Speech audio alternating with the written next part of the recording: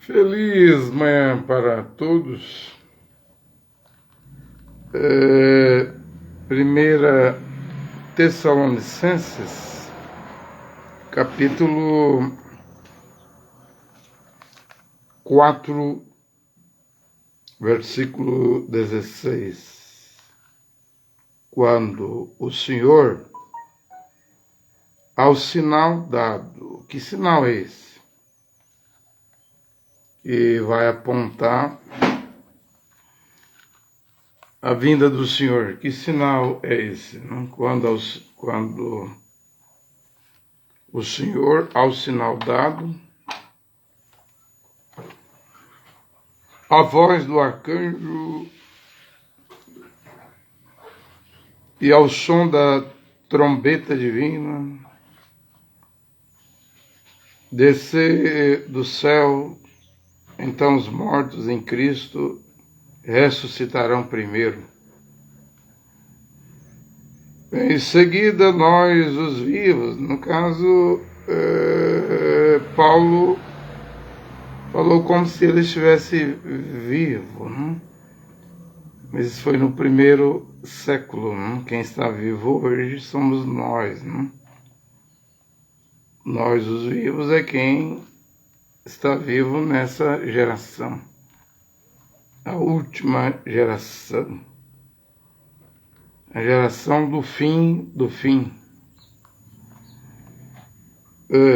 Em seguida, nós, os vivos que estivermos lá, seremos arrebatados com eles nas nuvens, para o encontro com o Senhor nos ares.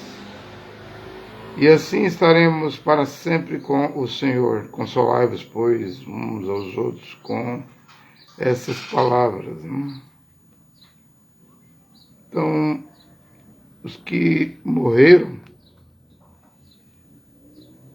Paulo diz aqui, para a vinda do Senhor, não passaremos à frente dos que morreram. Haverá a ressurreição dos mortos. Hoje Paulo está incluído, está nesse grupo aí dos que vão ressuscitar, não dos que estão vivos.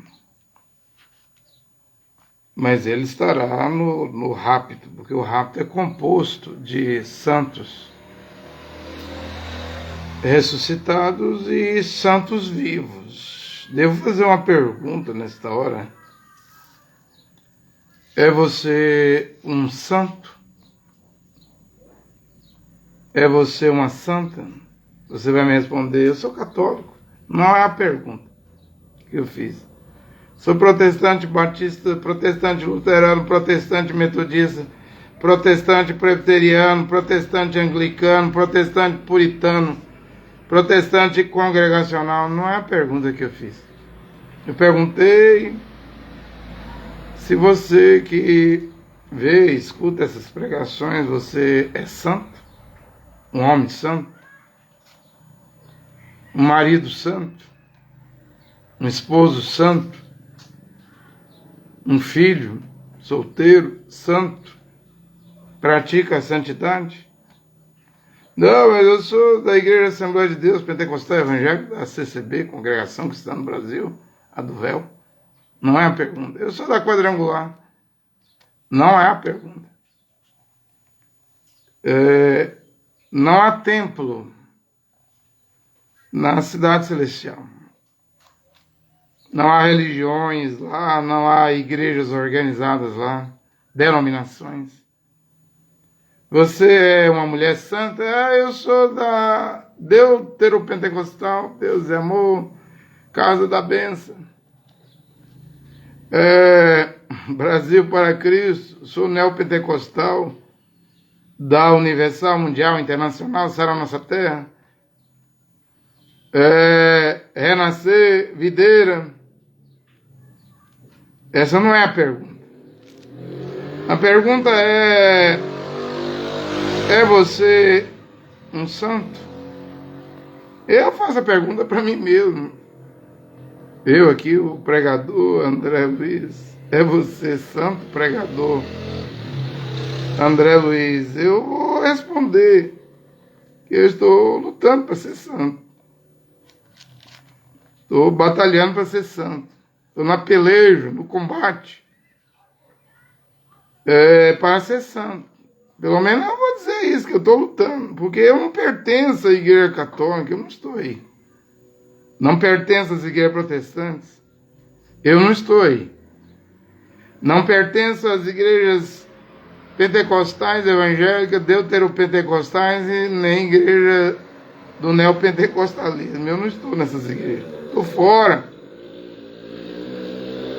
E está fora por quê? Porque não há como ser santo nessas igrejas. Elas têm RI, regulamento interno, tem normas, tem regras, tem estatutos. Elas são modernas. Quando a coisa estiver entre a Bíblia e o RI, regulamento interno, a regra, a norma, o estatuto, a teologia da sua igreja, com quem você ficará? Você vai pender para o lado da sua igreja. Vai pender para o regulamento interno, o estatuto da sua igreja. Por isso que não tem como ser santo dentro de uma denominação, uma igreja organizada. E nós estamos naquela hora ali do Apocalipse 21. Quem é santo, quem é limpo, se santifique mais, se limpe mais. Quem é sujo, se suje mais. Não sei, para mim não há mais nada para vir. Nenhum movimento. E hoje nós temos aí em São Paulo a Igreja Evangélica, Cidade República, onde uma pastora da Assembleia de Deus está casada com uma mulher. Temos no Rio de Janeiro a igreja... Eu estou falando temos, não é minha não, é o Brasil. Eu sou brasileiro, estou falando como brasileiro. No Rio de Janeiro tem aí a Contemporânea, onde o pastor é casado com um homem, se espalha pelo Brasil. O que é isso? Quem é sujo se suje mais ainda. Oh, mas eu não sou da Igreja Evangélica Cidade Refúgio e nem da igreja contemporânea. Mas se você está em alguma igreja organizada, denominação, você está dentro de um chiqueiro de porcas. Não tem como você ser limpo aí, então se suje. Vai ser a coisa mais natural uma pessoa depois sair da Universal e ir para a igreja Cidade de Refúgio ou Contemporânea. É o caminho do chiqueiro. É o caminho dos porcos. É a lama. Já se reconhece como porcos na lama do pecado. Então vai para mais fundo, mais profundo no chiqueiro. Tens que estar fora, se és um filho, uma filha de Deus, nesta hora, fora do sistema. Tem muita gente aí dizendo que tem que sair da Matrix, né? Da nova ordem mundial, dos Illuminati, da maçonaria, da internet. E o sistema religioso da Matrix, do sistema religioso que também faz lavagem cerebral na mente humana, na cabeça, né? Quando o Senhor, ao sinal dado, eu vou dar minha opinião. Posso estar errado, eu sou humilde em dizer que posso estar errado, mas e se eu acertar? Sobre esse sinal aqui, várias versões da Bíblia, eu estou com a Bíblia de Jerusalém, da escola de Jerusalém, lá de Israel, Jerusalém. Essa escola fica na igreja de Santo Estevão, né, desde o quarto século. Né? Sim, são frades católicos, arqueólogos católicos, dizer ecumênico, tudo bem, são doutores. Que no rodapé desta Bíblia, em Mateus 1:21, nos dá o nome Yehoshua, 8 letras, né? Quer dizer, já é uma graça, né? E vem da Bíblia de Jerusalém. eu indico essa versão. A única versão que eu indico, eu não mando queimar a Bíblia nenhuma, desprezar, menosprezar a Bíblia nenhuma, mas eu vou indicar a Bíblia de Jerusalém, porque o Evangelho está voltando para Jerusalém. Para os 1260 dias, Apocalipse 11, 42 meses, 3 anos e meio, com Moisés e Elias. A Bíblia que eu ganhei, não paguei nada, foi um presente. Para pregar foi a de Jerusalém. Eu já disse que uma hora eu vou pregar aqui, Baruque. Vai escandalizar, eu estou lá preocupado. Vou pregar Macabeus 1 e 2. Vou pregar Tobias, vou pregar Judite, Sabedoria de Salomão, Eclesiástico. Não é Eclesiástico, é Eclesiástico. Mas isso é livro apócrifo. Mombrana diz que é apócrifo. Eu não estou vivendo nos dias do Mombrana, na geração de William Branham. Vou pregar. Quem quiser se escandalizar, que se escandalize. Não é problema meu. Não estou atrás de grupo, fazer grupo. Também eu não sou sucessor de William Branham. O sucessor de William Branham é José Branham. Eu vou voltar ao texto daqui a pouquinho, que eu li, 1 Tessalonicenses 4,16. Não sou sucessor de William Branham. Quem é o sucessor de William Branham? É Cacu? Não. É William Souto Santiago? Não. É Joaquim Gonçalves? Não. Quem é o sucessor? É Baruti Kassongo do Congo? Não. Não é Edgar Roscoe, África do Sul, Joanesburgo, Piscal, Canadá? Também não. Davi Lucero, Cali, Colômbia? Também não. Sucessor é José Branham mesmo. Eu preguei aí, tem uma pregação com muitas referências Mombrana, onde Mombrana diz que o filho dele, José, é profeta. Mas eu estava pensando, tem 57 anos que Mombrana morreu. Mombrana viveu 54 anos, né? Já tem 3 anos a mais, né, de período de morte do que de vida, do profeta William Branham.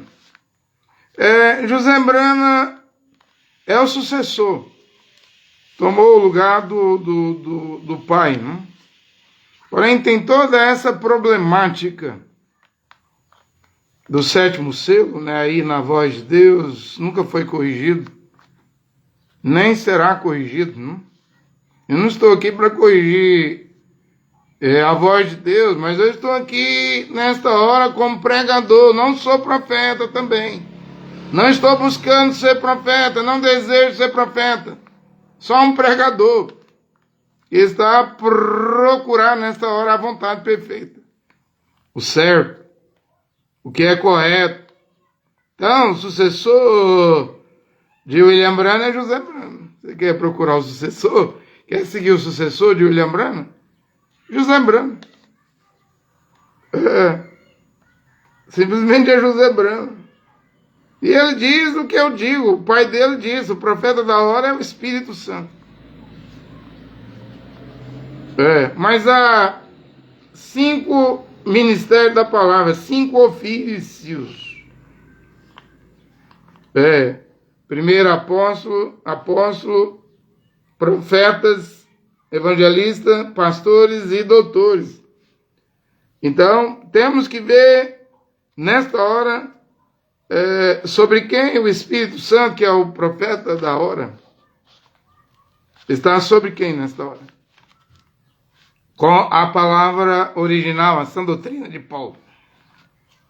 Porque se queremos ser santos, estamos buscando a santificação, a santidade, a separação do pecado, das coisas do mundo, das coisas erradas. Então vamos ver que ministério, que ofício, que ministério da palavra está aqui nesta hora. Eu não sou nada, não estou pedindo para ninguém me seguir.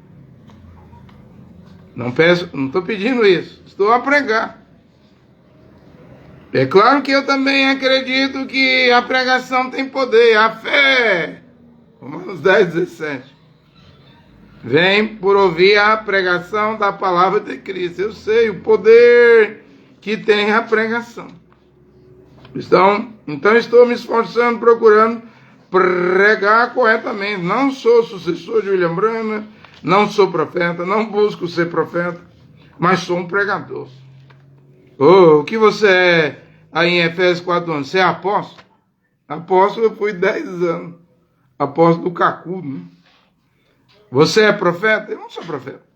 Você é evangelista? Aí eu gosto de ganhar almas, de evangelizar, pregar ao ar livre, né? Mesmo aqui nas lives, né? Pela internet, aí eu gosto, eu amo esse serviço. Você é pastor? Eu já fui pastor. Pelo tabernáculo, quase 14 anos aí em Sergipe, né? Procurando resolver problema de almas, de família, dirigindo, né? Você é um doutor, um mestre? Bem, eu me considero um estudioso, um homem que procura a verdade, um homem que esteve em prisões do inferno, como Igreja Batista em 88, prisões do inferno, como a Assembleia de Deus de 95, de 89 a 95, prisões do inferno, como o Tabernáculo da Fé, quase 17 anos, de 95 a 2012, prisão do inferno do Cacu Felipe. Por 10 anos, 2012 a 2022. Então, eu hoje estou livre para pregar o que eu creio, o que eu acredito ser a verdade. São 34 anos estudando a Bíblia. Chegou a hora de eu pregar e dar o melhor do meu entendimento. Você diz, seu parecer, André Luiz, sua opinião. André Luiz, você diz o que você quiser dizer. Você é livre também para dar opinião sobre mim, não há problema. Mas eu vou continuar pregando o que eu acredito ser a verdade para hoje. Se Deus honrar e confirmar essas pregações e tornar elas um movimento de Deus, glória a Deus, eu só estou aguardando. Eu só aguardo. Não sou sucessor de William Branham. Eu devo ser alguma coisa aí dentro do Efésios 4:11, né? 4, versículo 8 ao 11. Aí você julga. Você pode julgar. O que é que eu sou aí entre os 5 ministérios? Eu acredito que 10 da barriga da minha mãe, o vento da minha mãe, quando fui formado ali, Deus colocou um dos 5 dons, ou 2 dons, ou 3 dons, não sei que dom que Deus colocou em mim. Mas os frutos dirão. Acredito muito nisso. Os frutos é que dirão, trabalho, resultado. Do trabalho é que dirão. Já trabalhei em igreja, agora está na hora de trabalhar para as Escrituras, a Bíblia, a palavra de Deus, que é Yehoshua, o Mashiach. É para ele que eu estou a trabalhar nesta hora, sem cobrar dízimo, sem pedir dinheiro. Me lembro que há 10 meses atrás, quando orava, quando ia começar minhas pregações, eu pedi uma coisa a Deus e Ele me deu. Eu pedi emprego, trabalho, para poder comprar o pão de cada dia, o alimento, roupa, resolver as questões dentro da minha casa aqui, suprir. E aí era só isso que eu queria, e Deus me deu. E quando fui pastor do Tabernáculo da Fé, que prega a mensagem de William Branham aí, para o Joaquim Gonçalves, por quase 14 anos, 2 anos e meio, e no Rio Grande do Norte, Natal, como evangelista, são quase 17 anos de obreiro pelo Tabernáculo da Fé, no sertão da Bahia, em Paulo Afonso, divisa com Canindé de São Francisco, Sergipe, divisa com Delmiro Gouveia, Alagoas divisa com Petrolândia, Pernambuco ali, eu aprendi a cortar cabelo, né? Mas aí quando vim pro Cacu, fiquei aí 10 anos sem cortar cabelo, profissionalmente, né? Mas é igual andar de bicicleta. Igual tirar a carteira de motorista, aprender a dirigir carro. Você nunca esquece, né? Então vi que essa profissão de cabeleireiro, barbeiro, ela foi preparada para um propósito. Às vezes acontece coisa na vida da gente lá atrás, a gente não entende, mas lá no futuro entenderemos o porquê que tivemos que passar a aprender aquilo. E agora eu vejo a utilidade. Eu tentei cortar cabelo de graça. Até levei meu fogão, panela, roupa, e alugar uma casa em São Paulo, capital, para evangelizar os milhões ali na capital paulista, e eu ia oferecer o trabalho gratuito de cortar cabelo. Mas o Cacu é cruel. O Cacu diz: se vai ser barbeiro, entrega o cargo de apóstolo. E o cargo de apóstolo eu recebi do Cacu pela imposição de mãos, consagrado pelo Cacu como apóstolo, mas agora eu estou pregando que estabelecer em uma congregação é só presbítero e diácono. Pastor é dom. Não se consagra com as mãos, te consagro a pastor. Apóstolo é dom. Profeta é dom. Evangelista é dom. Doutor é dom. Agora, diácono e presbítero, aí Paulo diz para Tito, Timóteo, estabelecer em cada cidade, em cada congregação. Porque quem tem esses dons, um dos 5 ou 2, porque Paulo diz assim: sou doutor para as nações. Então, Paulo estava ali no Efésios 4:11 com o 5º ofício, doutor. Mas também em 1 Timóteo 2,17, Paulo diz assim: sou apóstolo dos gentios. Olha, dos 5 dons, apóstolo, o 1º e o 5º doutor, Paulo já tinha esses 2. Se você quer dizer que Paulo é profeta, se você quer dizer que Paulo é pastor, olha, Paulo já tem o 3º, é pastor. Porque ele disse lá em 1 Coríntios 9, que ele recusou receber salário da igreja de Corinto para pastorear os coríntios. Então nós vemos Paulo com um dom de apóstolo, de doutor e de pastor. E evangelista, Filipe. E profeta, Ágapo. Silas, Judas, Manaé, Simão, chamado Ninge. A Bíblia, Ágapo, né? A Bíblia cita esses profetas aí. Já vemos que dos 5 ministérios da palavra, pelo menos 3 Paulo tinha. Ele mesmo declara nas Escrituras. E eu não duvido disso. Eu não duvido, mas entende que não adianta dizer eu sou apóstolo, sou profeta, sou evangelista, sou pastor, sou doutor, sem fruto.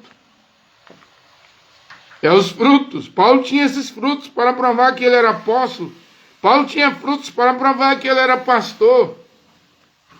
E Paulo tinha frutos para provar que ele era doutor. São os frutos produzidos pelo dom que provam que o homem é. Eu achei que o homem só podia ter um dom. Não, eu estou provando aqui pela Bíblia que Paulo tinha 3 dos 5 dons da palavra. Como dons espirituais são 9. E Paulo tinha os 9. Paulo tinha os 9. Era um homem completo. Né? Tinha discernimento de espírito.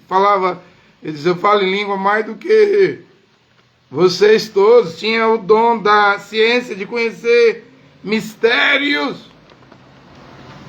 Dom da fé. Paulo tinha dom de produzir milagres.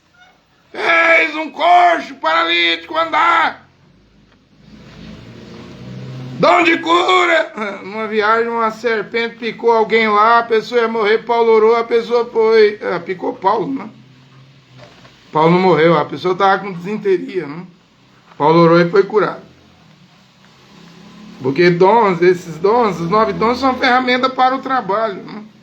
para o Senhor Yehoshua, o filho de Jeová. Deus capacita seus filhos. Deus capacita seus servos. Você já viu quantas ferramentas um pedreiro tem? Um mestre de obra tem?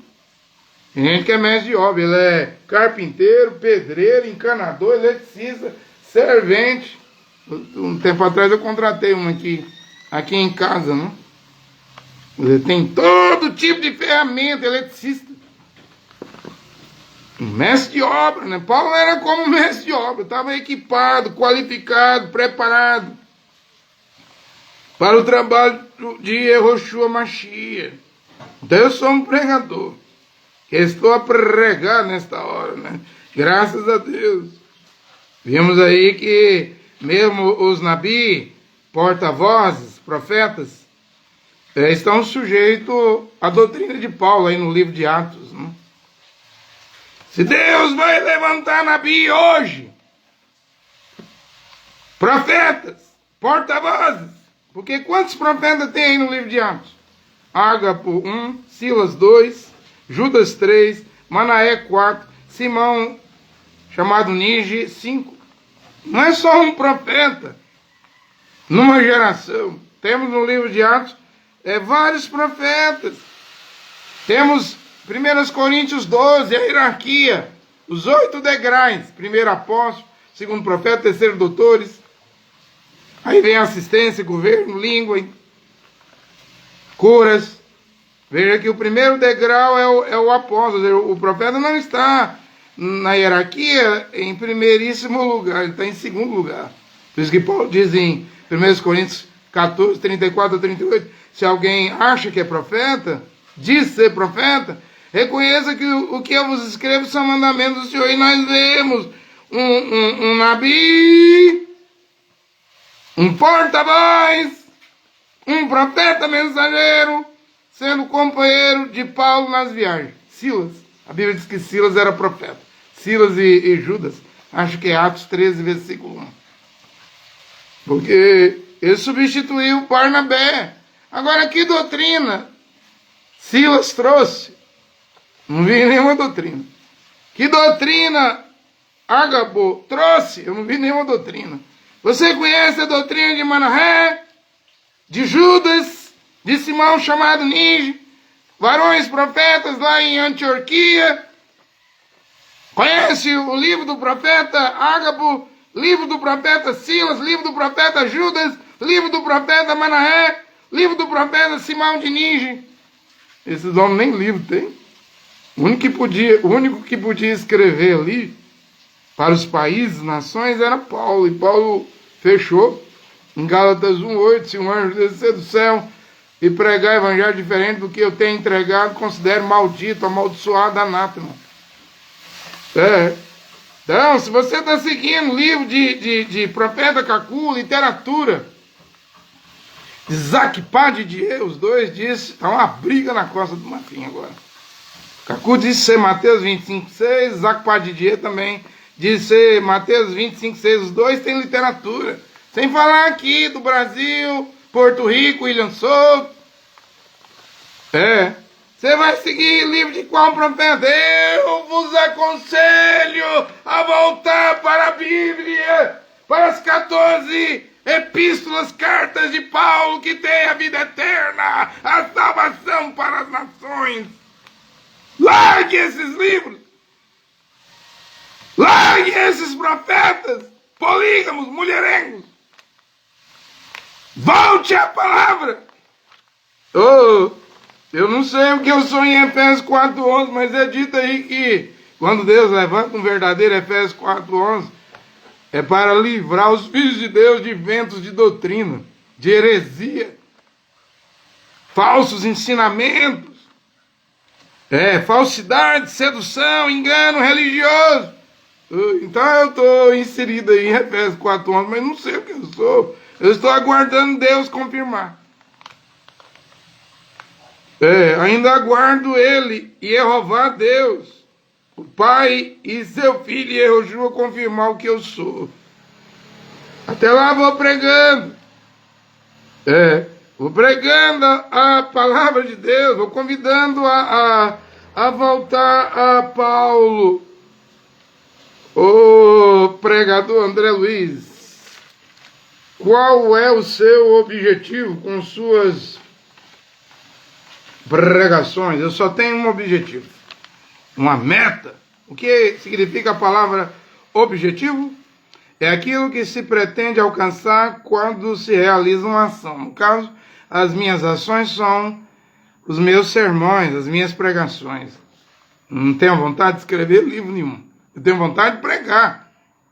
E aí, por que você não pretende escrever livro nenhum? Porque não pode adicionar nada na Bíblia e tirar nada da Bíblia. Apocalipse 22, 18, 19. Quem tirar uma palavra será tirado de sua parte da vida da cidade santa. Quem acrescentar, será acrescentado os flagelos, as pragas. E Yehoshua é a palavra. Nem me venham os cacuístas dizer, não, mas isso é só Apocalipse. Apocalipse? William Brandt diz que Yehoshua, você chama de Jesus, ele é a Bíblia de Gênesis ao Apocalipse, ele é a palavra. João, capítulo 1, versículo 1, no princípio era o verbo, a palavra estava com Deus, e o verbo, a palavra era Deus. Toda a Escritura. 2 Timóteo 3,16. Aí a Bíblia do Gênesis ao Apocalipse. Toda a Escritura é inspirada por Deus, pelo Espírito de Deus, para ensinar, instruir, educar, redarguir, corrigir, e levar o homem de Deus à perfeição. Então é a Bíblia, e Yehoshua é a Bíblia, é a palavra. É ele que nos levará à perfeição. Toda a Bíblia é inspirada, mas presta muita atenção às cartas de Paulo, à sã doutrina. Porque eu sei que toda a Bíblia é inspirada, mas eu não devo me circuncidar, pagar dízimo, guardar o sábado. Usar aquilo que o judaísmo usa lá. Talit, kippah. Não devo seguir as 613 mitzvot de Moisés. Eu devo seguir os mandamentos. E foi dado por Yehoshua a Paulo, e Paulo transmitiu e está valendo hoje. Mas Paulo é um profeta morto. Eu não vi nem Paulo dizer hora nenhuma que ele é profeta. E eu prefiro acreditar na mensagem de Paulo, no evangelho de Paulo, ainda que ele esteja morto, do que num profeta vivo falso. Pastores vivos falsos, apóstolos vivos falsos, mestres, doutores vivos falsos, evangelistas vivos falsos, reverendos, teólogos, doutores falsos, que não tem nada de santidade. Na vida dele, veja o Cacu aí, dizendo que vai casar de novo, já casou 7 vezes, quer ir para um 8º casamento. Isso é falsidade. Eu prego não falsidade, eu prego santidade. Minha meta é ser santo. Mas ninguém vai conseguir ser santo aqui na terra. Mesmo assim, eu ainda creio nas Escrituras. Em 1 Pedro 1,16, onde Pedro disse, porque está escrito, sede santo, porque eu sou santo. Onde está escrito isso? Em Levítico 20, versículo 7, Deus diz para Israel, vós santificareis e sereis santo, porque eu sou, e Jeová vosso Deus é santo. E aqui, no Novo Testamento, e nós estamos ainda no Novo Testamento, o livro de Atos dos Apóstolos, não tem a palavra amém, não é Atos dos Profetas. É Atos dos Apóstolos. O profeta está em 2º lugar, o doutor está em 3º lugar. É Atos dos Apóstolos. É o Evangelho do apóstolo Paulo para as nações. O Evangelho de Pedro para Israel, as 12 tribos, a circuncisão. O Evangelho de Paulo para os incircuncisos. Deve voltar agora. Está a voltar agora a palavra original. Sede santo. É um mandamento. Porque eu sou santo. Você não pode ser meio crente e meio incrédulo. Você não pode ser meio frio e meio quente, morno. Você não pode ser meio mundano e meio santo. A Escritura diz ser santo. Como lá no Velho Testamento você sabe, William Branham pregou 1 por 1.000.000. Não brinca com a palavra de Deus. De cada 1.000.000 ali só entrou Josué e Caleb. Não brinca com a palavra de Deus. Leve a palavra de Deus a sério. Só santo ali, dos que saíram do Egito, era Josué, 1 por 1.000.000. Só santo ali era Caleb, 1 por 1.000.000. Eram os únicos 2 que ele salvou. Judas, na sua epístola, diz: havendo Deus salvado um povo do Egito, depois Jeová Deus destruiu aqueles que pararam de acreditar. Eles não atingiram a santidade, não se tornaram homens santos. E é fácil ser santo numa igreja. Embora hoje, as igrejas hoje estão mais para Satanás do que santidade. Homens com pinça aqui, tatuagem, cabelo grande, mulheres casadas 2, 3 vezes, é bispa, é pastora, homem casando com uma mulher, casando com mulher dentro das igrejas, sodomismo, rock and roll dentro das igrejas, o mundo dentro das igrejas. Dia que tem jogo de futebol do time predileto, as pessoas nem aparecem nas igrejas.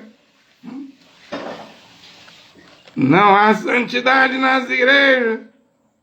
Porque eles brincam com a palavra de Deus, as Escrituras. E Deus, Paulo fala em Hebreus aí, 13. Deus é um fogo consumidor, não brinque com Deus, com a sua palavra. Menino, criança que brinca com fogo, depois vai defecar e urinar, de tanta doce se queimar. Deus é santo e é 3 vezes santo. Isaías 6. Leia a história em Crônicas, Reis, do rei Uzias, suas construções, invenções, guerras e batalhas. Isaías, para ele, o rei Uzias era o seu exemplo. A visão do profeta Isaías, do Nabi, porta-voz Isaías, estava a nível daqui de baixo. Para ele, tudo era Uzias. Até que ele viu Uzias desobedecer o Senhor Jeová. Ele era rei, quis virar sacerdote, ele não nasceu levita para queimar incenso, saiu de lá leproso, morreu leproso, e no ano em que morreu o rei Uzias, você não vê, gente. Você não consegue ver que todos esses pastores, pregadores, mesmo as pessoas do mundo mundano, terminam derrotados, fracassados, esses que desafiam a Deus.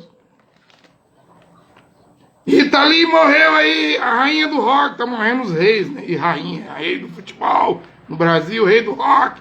Tá todo mundo morrendo, mas morreu com 75 anos de idade. Eu vi uma declaração, não sei se foi a Folha de São Paulo, declaração dela dizendo que ela era um perigo para os bons costumes. Perigo para os bons costumes do país, ou seja, mudou quase 2 gerações. Com sua vida, com seu exemplo. Você não vê que tanto uma mulher como um homem causa influência. Eu sei que eu causo influência sobre os outros. Ou quem está vivendo perto de mim. Eu posso causar uma influência negativa e uma influência positiva. No caso, o rei Uzias era influente. Não está cheio de influente hoje do YouTube? Cada YouTube é uma influência. Influente das redes digitais, das plataformas digitais, os exemplos. Quando eu vejo ali no YouTube o nível, a quantidade de visualizações das minhas pregações, eu vejo é muito pouco, né? Mas não tem nada não. Se eu conseguir influenciar 10 pessoas, 1 dúzia ou 6 pessoas, para ser santo, para mim já estou realizado. Eu não estou a pregar por dízimo. Sou contra pagar dízimo às nações. Não estou a pedir dinheiro. Eu prego e minha meta, meu propósito, meu objetivo que eu quero alcançar é ser santo. Você é santo? Estou lutando. Tenho aí, vou fazer 31 anos de casado. Graças a Deus, só uma mulher. Minha esposa, não conheço outra mulher. Por isso que eu estou dizendo, eu estou lutando, que eu não sei como é que eu vou terminar. Eu espero que Deus me ajude a terminar fiel à minha esposa. Espero que Deus me ajude a terminar fiel a Ele, a Bíblia. Ser fiel até a morte. Dar-te-ei a coroa da vida. A coroa da vida é para quem terminar fiel, não é quem começa. E quem anda aí no meio do caminho é quem começa, anda no meio e chega no fim. Os adúlteros. Os fornicar é um homem ou uma mulher que não é casado e faz sexo. Adúltero é um homem ou mulher casado que vai fazer sexo com um terceiro. Hebreus 13, versículo 4 diz que Deus o julgará. Honrado, respeitoso entre vós seja o matrimônio e a cama conjugal do casal, o leito sem mancha, sem mácula, sem nódoa da masturbação, das posições eróticas, da pornografia, do sexo oral, da imoralidade e devassidão. Seja santo, porque eu sou santo. É certo que a pessoa pode ser o pior pecadora do mundo. Se ele vem à palavra, Deus é capaz, Jeová é capaz de lançar todos os seus pecados no mar do esquecimento. Mas lembra-te que depois de vir a palavra, Hebreus 6, provar o verdadeiro Espírito Santo, a verdadeira iluminação da palavra de Deus, as virtudes do século futuro, você não pode cair de novo, porque senão você vai crucificar Yeshua, o Filho de Deus, uma segunda vez. Aí Paulo diz, não há arrependimento. É impossível ser renovado para o arrependimento. Por isso que quem vem para a palavra, não importa o que você foi no passado, mas desde o momento que você vem à palavra, o seu começo, o seu meio e o seu fim é o que vai decidir se você vai ser salvo ou não. Ser fiel até a morte, até o fim do caminho, até a última respiração dos pulmões, a última batida do coração, o último pensamento na sua mente, no seu cérebro, do lado de cá. Você tem que ser fiel. Morrer fiel. Se você for infiel, Paulo escreveu aos Filipenses, ele, Yeshua, permanece fiel. Se você negar ele, ele vai te negar. Se você rejeitar ele vai te rejeitar. O Deus da Bíblia, eu e o Pai somos, plural, somos um. Eu e o Pai somos um. Pai e Filho é um. Jeová do Velho Testamento é o mesmo Yeshua do Novo Testamento. E ele exige, Deus da Bíblia exige fidelidade, exige santidade. Hebreus 12, 14, sem santificação ninguém verá o Senhor. Eu falei que Uzias era um influente, né? Isaías viu ele morrer leproso, que ele saiu da posição de rei, não estava bom ser rei, não, eu quero ser sacerdote. É cada um no seu lugar. Quando Deus fez arcanjo, querubim, serafim, anjo, é cada um no seu lugar. E os serafins têm 6 asas, 2 cobriam os olhos, porque não podia olhar para aquele que é 3 vezes santo. 2 voava, cobrir os olhos é reverência, respeito. Voar é ação. 2 cobriam os pés, humildade. E eles não diziam que Deus era santo, mas dizia 3 vezes, santo, santo, santo é o Senhor, não é os senhores, é o Senhor dos exércitos. Os anjos não podiam olhar em Isaías 6 para Jeová, Deus, porque ele é santo. Não podia olhar porque ele é 3 vezes santo. Vou voltar a perguntar, você é santo? Aqueles anjos não eram pecadores, não gostavam da mentira, do cigarro, da droga, aqueles serafins lá, do adultério, de pornografia, de ficção mentirosa, de Hollywood, de novela. Eles também eram santos. Que pecado aqueles anjos que estavam chamando, louvando a Deus de dia e de noite, dizendo que Deus é 3 vezes santo. Que pecado que eles cometeram. Se eles tivessem pecado, eles estariam acorrentados no Tártaro, como disse Pedro. Deus não poupou, não perdoou os anjos que pecaram, mas os acorrentou no inferno, na escuridão, para o dia do juízo final. Não, aqueles anjos lá, eles só eram santos. Eles não eram 3 vezes santos. 3 vezes santo é o Criador. Não vê que o Filho de Jeová, Yehoshua, que nasceu da Virgem Maria, veio à terra, viveu 33 anos e meio sem pecar. Não me vem com essa conversa. Eu não consigo. Já tentei, você tentou errado. Está tentando por via de igreja, caminhos de igreja, seguindo homens. Você não está seguindo o homem que veio, o segundo homem que veio do céu, Yehoshua. Ora, Yehoshua viveu aqui 33 anos e meio sem pecar. O Salvador, o Mediador, o Redentor.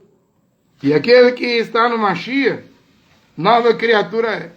Você pode estar numa igreja, mas não está na palavra ainda. Quem estiver no Mashiach, em Yehoshua, vai abandonar o pecado. Vai deixar a vida de pecado. Você nunca deixou o pecado porque a religião não deixa. Não vê que Martim Lutero, em busca da salvação, o superior dele, quando entrava no quarto, via as costas de Lutero sangrando. Que foi, Lutero? Ele é o juiz final, eu estou perdido. Mas não é assim que resolve, Lutero, chicoteando as costas. Eu estou perdido. Meus pecados me condenam. Então tinha que fazer aquele sufrágio, aquele sacrifício. Lutero batia, quando o monge católico batia em si mesmo, se rasgava todo, igual a gente vê na Índia aí, na Tailândia. Esses religiosos fazer a mesma coisa, até sangrarem. Mas a libertação dos pecados, da vida de pecado, está na palavra de Deus. Tanto quando Lutero foi estudar as escrituras em latim e viu lá o texto de Romanos, o justo viverá pela fé, aquilo transformou Martim Lutero. Ele largou o chicote, né? Então é pela fé, não é pelo chicote, é pela fé. No Mashiach, você diz Cristo é o Mashiach, você diz Jesus, eu digo Yehoshua, largou o chicote, largou as indulgências, largou o sufrágio, largou as exigências da Igreja Católica. Lutero foi liberto. O mesmo Mashiach e Yehoshua, Hebreus 13:8 diz que ele é o mesmo ontem, hoje e eternamente. Ele está vivo. Ele pode. Eu não. Eu estou lutando para ser santo. Agora ele é santo. Eu luto para ser santo. Luto para terminar a carreira como Paulo. Como um vencedor, Paulo conseguiu combater o bom combate, terminar a carreira e guardar a fé. Paulo morre fiel. Mesmo com um machado no pescoço, uma machadada, separando o corpo do pescoço. A cabeça de Paulo foi para um lado, o corpo para o outro, mas antes ele diz: onde está a morte? O teu ferrão, o teu arguilhão foi colocado no Mashiach, em Yehoshua, na cruz. Ele venceu a morte no meu lugar. Ele nunca pecou para que eu não peque, para que eu não viva uma vida de pecado. Não vê isso? Se você me ama, disse Yehoshua, por que não obedece os meus mandamentos? E ele deu os mandamentos dele através de Paulo. Por que não volta ao evangelho de Paulo? Por que não se alinha com Paulo? Mulher que está casada, você vai parar dentro do inferno, você morrer. Dentro do hiena de fogo, do Tártaro, do Hades, da mansão dos mortos, do abismo. Porque Paulo diz que uma mulher tendo marido vivo, se for viver com outro homem, será chamada adúltera. Se separar do marido, não te case de novo. 1 Coríntios 7:11. Isso é mandamento, por que não obedece? Você também vai para o inferno, homem que está está casado com uma mulher que tem marido vivo. Você não vai escapar também, não. Oh, mas na minha igreja é moderna, igual a igreja anglicana do rei Charles III e da rainha consorte Camila Park. A igreja aceita o divórcio. Mas a palavra de Deus é eterna, não mudou nada. Só tem um jeito de sermos santos. É voltar às escrituras. Voltar à sã doutrina de Paulo. E a túnica está aqui de volta. E eu devo dizer a verdade. A túnica, ela só é uma santidade, usar ela, a túnica longa, externa. Uma pessoa pode ser podre e meio, mentir, roubar, fumar, adulterar e pôr uma túnica. Está desobedecendo a palavra de Deus, porque Paulo diz em Tessalonicenses capítulo 5, que primeiro tem que santificar antes de pôr túnica. Deve santificar o espírito, a alma e terceiro o corpo. O corpo aqui com a túnica é só uma santificação externa. Eu sei que é igual um imã, né? As mulheres de shortinho, de bermuda, com a barriga de fora, os homens quase andando pelado. Claro que quando me vê de túnica, os olhos é igual um imã, fica olhando. Eu vejo gente rindo. Você está disposto a ser criticado? Eu tô. Não há problema nenhum. Mas entende que, em primeiro lugar, é a santificação do interior. Antes de colocar uma túnica, deve nascer de novo. Deve ser regenerado, deve ser transformado. Senão, você vai colocar a túnica e na hora de fumar cigarro. Você vai colocar uma túnica e na hora de beber bebida alcoólica. E na hora de adulterar, você diz, eu tiro a túnica. Na hora de pecar, eu tiro a túnica. Outros dizem assim, eu nem vou seguir isso, você não quer saber de túnica. Então você não está preocupado com a santificação do corpo. Santificar o espírito, mesmo Deus de paz, vos concebe, né, irrepreensível, santificando o espírito, a alma e o corpo. A túnica volta agora, só que eu devo dizer a verdade, ela é uma santificação externa, exterior.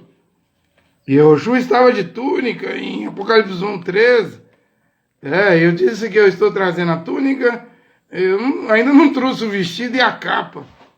E olha aqui no paraíso, no céu, qualquer um que entrar ali hoje vai receber um vestido. Não é short, não é bermuda, não é calção, camisa regata, não é camiseta, não é blusa, não é saia rachada, vestido rachado. Vestido ou blusa colada no corpo para uma mulher parecer uma linguiça toscana e calabresa, striptease. Você sabe, mulher, homem, que não tem condição de entrar no paraíso. Com as roupas que você veste, o William Branham pregava que as roupas que uma mulher usava lá em 56, 57, ela deveria ter vergonha de usar sozinha. Sozinha dentro do seu quarto íntimo, com porta fechada. E hoje elas estão de baby doll. Vi um deputado dizer aí que vai no show da MC Pipoquinha. Diz, quando ela fizer o show lá, pornográfico, eu vou mandar a polícia prender. Será que prende mesmo?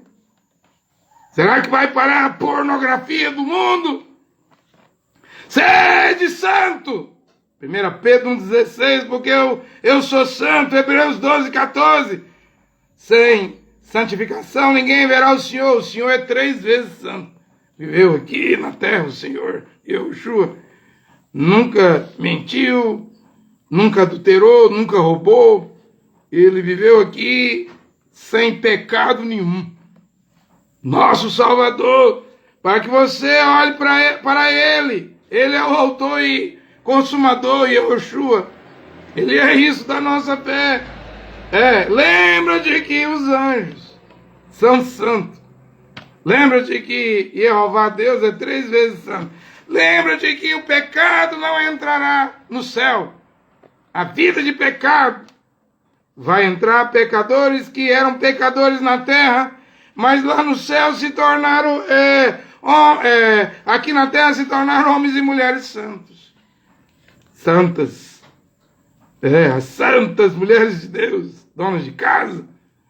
As santas mulheres de Deus que lavam os pés dos santos nas suas casas, quando há hospitalidade. 1 Timóteo 5, versículo 10, é para a mulher lavar os pés.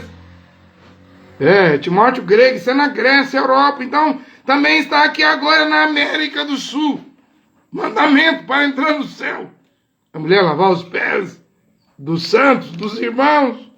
Você diz, eu não vou fazer isso, então você vai ficar distante do céu. É a palavra de Deus. É a Bíblia que te torna santo. Filho de Deus, João escreveu, não peca. Aí você me pergunta, você não peca não? Pregador André Luiz, claro que eu peco. E por que João diz lá que não peca? Lá, João está falando do único pecado que existe. Se você tiver ele, você está perdido. Que pecado é? Só há um pecado, William Branham pregou isso. É a incredulidade. Pecado mãe, não? Agora erramos, falhamos, pecamos, mas não temos o pecado da incredulidade. A incredulidade leva à iniquidade. Saber o certo não tem perdão. Mateus 7, diz a Bíblia, 21, 23, não vos conheço praticando de iniquidade, mesmo expulsando demônio, fazendo curas e milagres, não vos conheço praticando de iniquidade. É você saber o certo que está escrito na palavra, na Bíblia, e não obedecer, não colocar em prática. A incredulidade levará a isso. E um eleito ele não tem isso. Aconteça o que acontecer, que alguém pode jogar uma lama, um copo de lama, um balde de lama, numa ovelha. Se jogar num porco, o porco vai regozijar, se alegrar, pular, saltar. Mas uma ovelha, se alguém jogar lama, ela vai procurar água limpa para se lavar. A natureza de uma ovelha não combina com lama podre, com vida de pecado. É como uma pomba. A pomba não precisa tomar banho, o pombo. Ele é autolimpante. Tem uma glândula lá que libera lá algo lá no organismo e ele se autolimpante. Mas se um pombo comesse carniça, uma pomba comesse carniça, morreria na hora, porque o estômago de uma pomba e um pombo não foi feito para comer carniça. Isso é para abutre, é para urubu, é para falcão, é para gavião, é para aves carniceiras, é para pecadores que não buscam a santidade, que ficam aí com a cara atolada na televisão, na internet. Estão mortos. Têm vida física, mas estão mortos espiritualmente. Cuidado. Cuidado. Eu vou voltar aqui o texto para terminar, não? Vou voltar ao texto de 1 Tessalonicenses, capítulo 4, versículo 16. Não estou aqui para pretextos, não? Criar pretextos. Estou aqui para pregar sobre o texto que li, né? Quando o Senhor, ao sinal dado e a voz do arcanjo e ao som da trombeta divina, descer do céu, então os mortos em Cristo ressuscitarão primeiro. Em seguida, os vivos que estivermos lá, seremos arrebatados com eles nas nuvens. Veja que, para mim, esse sinal dado aqui vai ser a construção do templo de Jerusalém. Aquilo lá vai apontar para o rapto e também vai apontar para o retorno das 70 semanas de Daniel, os 3 anos e meio que resta para os judeus, Israel. Ainda que Israel seja como a areia da praia, só o remanescente será salvo. Os 144 mil quando Elias e Moisés vier. Mas no momento estamos na era de Laodiceia igualada com Éfeso, cada uma com 117 anos. Há um sinal que virá. Eu vi as outras versões da Bíblia. As versões da Bíblia, a Bíblia King James que o irmão Branham pregava, falava de um alarido. Eu tenho ali a Bíblia do advogado João Nelson W, diz clamor de comando. Outras Bíblias dizem dada ordem. Outras Bíblias dizem um grande brado. Outras dizem grito de comando. Mas eu gosto da minha Bíblia de Jerusalém. Ela diz dado o sinal. Então haverá um sinal. Antes da voz do arcanjo e da trombeta de Deus tocar, a trombeta divina. E qual o sinal? Para mim é a construção do templo. Israel é o relógio do arrebatamento, mas o ponteiro está parado. Presta atenção. O ponteiro, Israel é o relógio. O ponteiro da hora está parado. Israel é o relógio do arrebatamento. O ponteiro do minuto está parado. Está tudo parado. Israel é o relógio do rapto, do arrebatamento, mas o ponteiro do segundo está parado. No momento em que a construção do templo começar, esses 3 ponteiros serão ativados. De olho em Israel! Fica de olho em Israel! Daniel disse, no capítulo 12, versículo 11, conta 1290 dias. Desde que a abominação desoladora foi instalada. Isso é a mesquita de Omar. Não é nem a de Al-Aqsa, é a de Omar. É o domo da rocha, em cima do lugar santo. É ali que é o santo dos santos, onde tem uma pedra, onde o anjo do Senhor segurou a mão de Abraão, quando ele iria sacrificar Isaac. Presta atenção, eu sei. Israel voltou em 48. Já expliquei tudo isso aqui. Os ramos que brotaram depois que Israel virou Estado. Mas presta atenção porque o relógio vai funcionar. Em 1980, a cidade oriental foi devolvida aos israelenses. Israel fez um acordo com o Egito, porque na guerra de 67, 6 dias, Israel conquistou, tomou posse das colinas de Golã, da península do Monte Sinai, do Egito, país árabe, da Cisjordânia e da faixa de Gaza. A península do Sinai, Israel devolveu em 1980, com um acordo de paz feito ali em Camp David, nos Estados Unidos. Devolvendo, então, a cidade oriental hoje está na mão dos israelenses, mas o monte sagrado não voltou ainda.